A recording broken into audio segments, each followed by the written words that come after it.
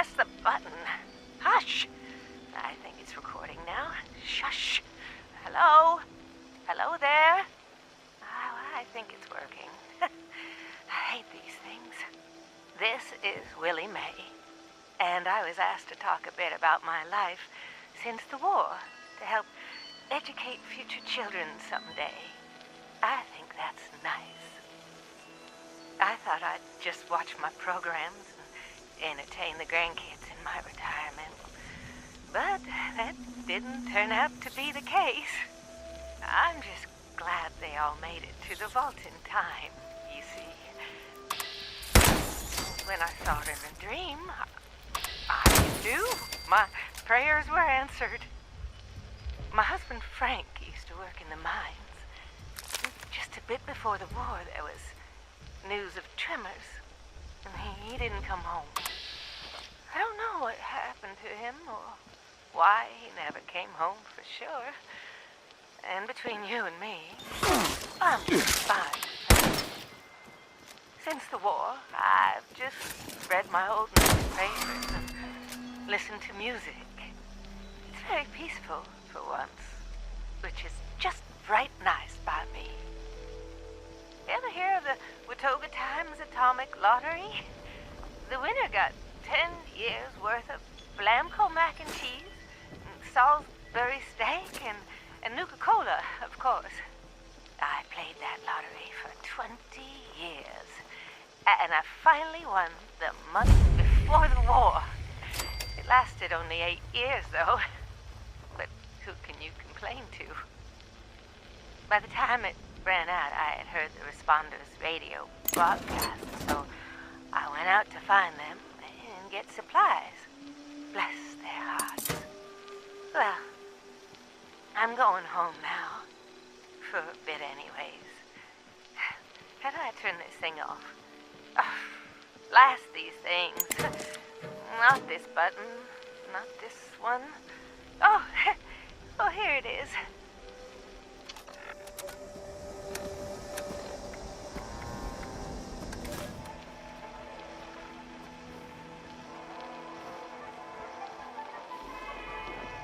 Welcome back, dear listeners. It's time once again to put aside all you think you know, all you believe to be true. Time to open your mind to the strange, bizarre, and sometimes terrifying world that exists in the shadows and fringes of our own, where myth, legend, and rumor are made real. Yes, it's time for more thrilling tales from the West Virginia hills. Tonight's episode, Who Goes There? A Strange Encounter in Flatwoods, is brought to you by Sugar Bombs, the breakfast cereal with explosive great taste and 100% of the recommended daily allowance of sugar. Get your morning started right with Sugar Bombs. Our tale begins on a fateful night when a young pioneer scout, Fred Fisher, finds himself in quite the predicament, having taken a spill and fallen into a dark place.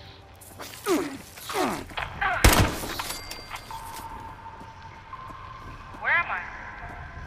Jack? Biff? Mr. Bailey? Can anybody hear me?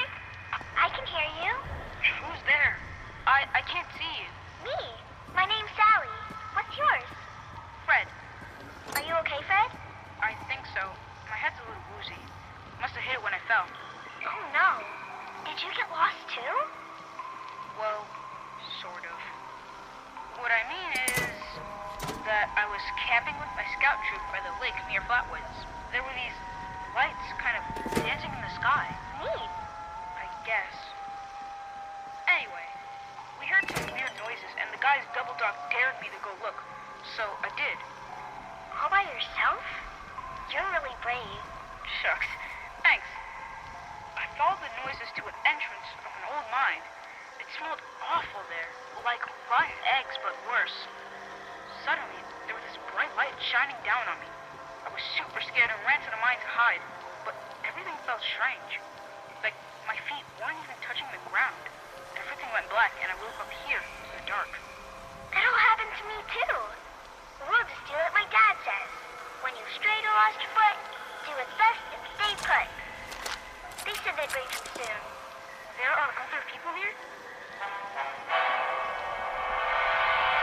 A very good question indeed. Tune in next time to find out the answer in the chilling conclusion of Who Goes There?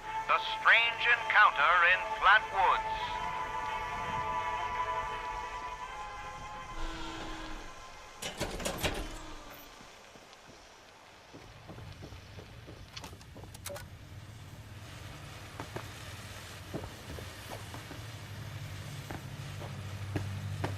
Reverend Delbert Winters here, born and raised in this very town.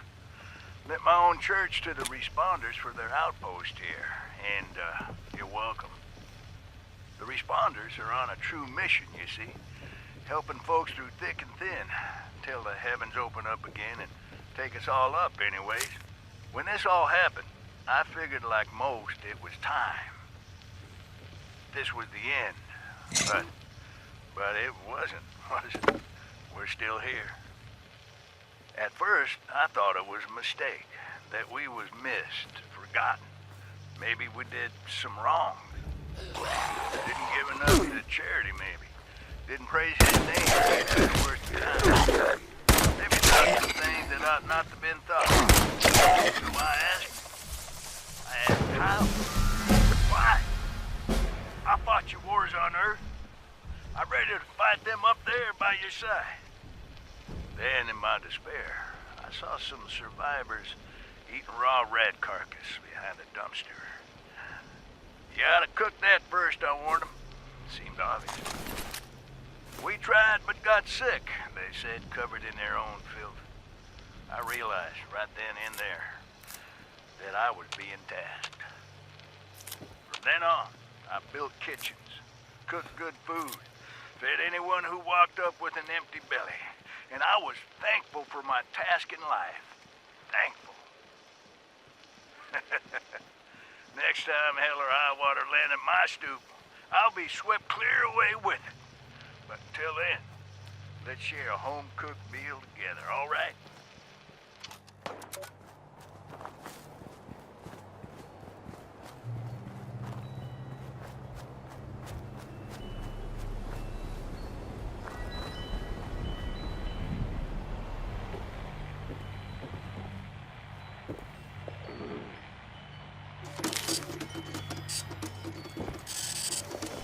Overseer's Log, town of Flatwood. My God. There's no one here. The old tavern, the church, people were using them for... We call it the Great War now. It's not been long, and things have been rough. Welcome to Survivor Stories. I'm Dasa Ben-Ami, a responder. Overseer's Log, town of Flatwood. My God. There's no one here. The old tavern, the church, people were using them for shelter, but they're gone. Mutations we expected. There's something else. A disease. I was attacked by... Well, it used to be a person, but it had these green, glowing lesions, and its voice. Angry, tortured. We are one. Volunteer foil water is Whatever necessary happened here for is beyond equipment anything we sterilization. And we Please expected a assist. lot. Before they were wiped out, the survivors called themselves the Responders. Looks like they were made of firefighters, police, emergency medical staff. They even have an automated system to teach people about treating water, food, survival. I'm doing their tests, and you should too. Hi. Dasa asked me if I would talk about, how I got here. She asked everybody, so I said okay. My name's Colonel, and I'm 13 years old. I just wanted to say I'm sorry. I'm sorry for everything.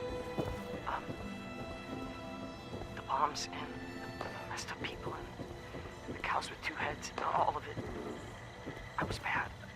Just bad. bad. I cheated on my spelling test. I kicked Chip Wilkins in the shins until he cried. I pushed Rosie McCloy down the stairs. I cut holes in the bottom of all the gym shorts and put glue in the mashed potatoes in the cafeteria. I told Harold Newell to eat 10 dead flies a day in order to grow muscles, and put Nuka-Cola in the rat cage water bottles at the pet store. And, I just wanted to say I'm sorry about everything. Because my dad said if I wasn't this way, the bad things wouldn't happen. I haven't seen Daddy since the bombs, and I guess he left because of that, too. It's okay. I'm trying to be good now, though. I'm not old enough to be a volunteer, but Dasa said I can help collect food and water, so I'm getting better, I promise. And, Daddy, if you're listening, I promise I won't be bad anymore, so...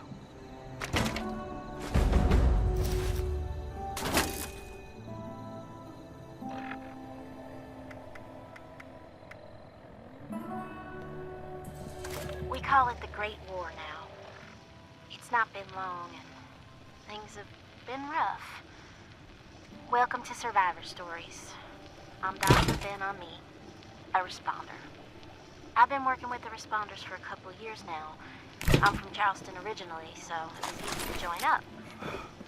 What wasn't easy was the work. Rebuilding Appalachia from the rubble while survivors flock to us regularly from all over.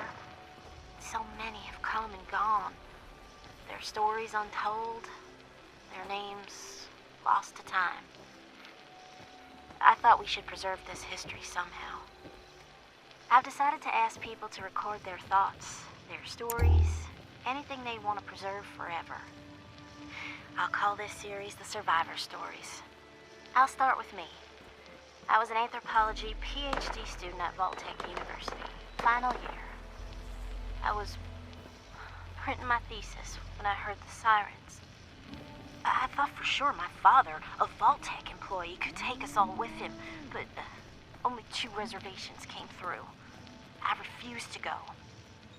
With my little brother, he went into the vault. They could not persuade me, though they tried. In the end, I pushed them inside it, and that was it.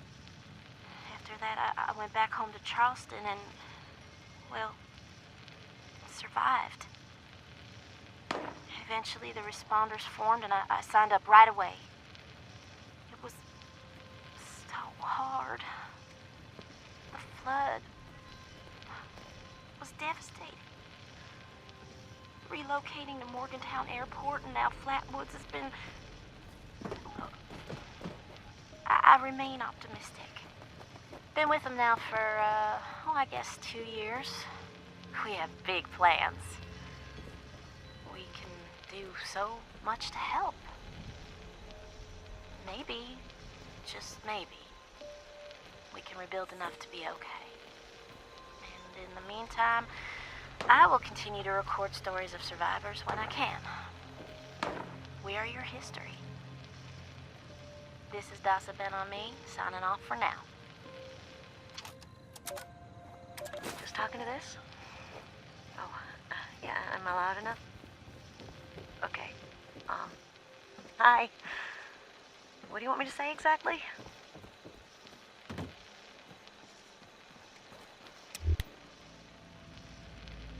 Yeah, so just talk about how you got here and maybe a little bit about your life. This is a historic document. Go ahead, Tabitha. Okay, so, well, thanks. Okay.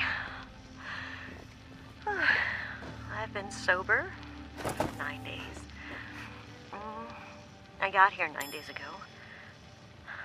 My name is Tabitha. And this is my story. I just found out about everything. The war, the bombs, I just realized this was, really happening. For years, I thought the cans were playing tricks with my mind, hurting my brain. Thought it was the worst trip ever. Every time I had come out of my...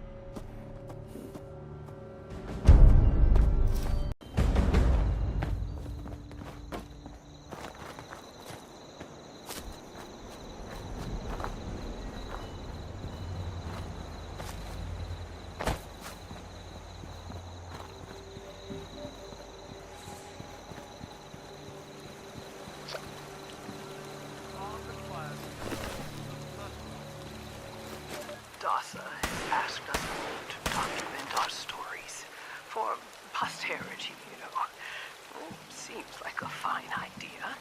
So, hi, I am Kesha McDermott. When the bombs fell, I was in Watoga, coordinating a statewide science fair for that year's high school kids. And the theme was the future of energy.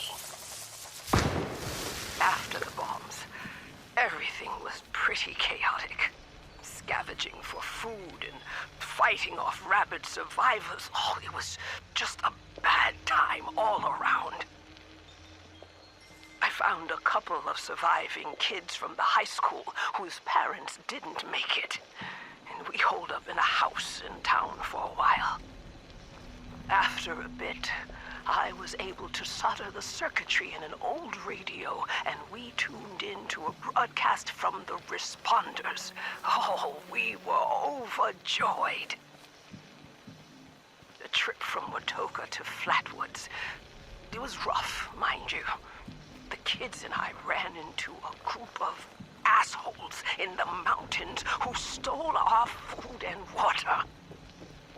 I can't tell you how happy I was to find the responders in Flatwoods. Tents for everyone, open kitchens, medical supplies, protection. We were safe. They had a problem, though. Their water sources were contaminated heavily. People were boiling water, but not long enough to make it safe. So, I stepped up and I said, I'll build a testing kit to monitor the contamination, and I will teach folks how to properly boil water. And I did. The world is getting better, but slowly. We need to make sure it doesn't relapse, too. It's going to take time and care, that's all. Well, time, care, and science. Volunteer boil water is necessary for equipment sterilization. Please assist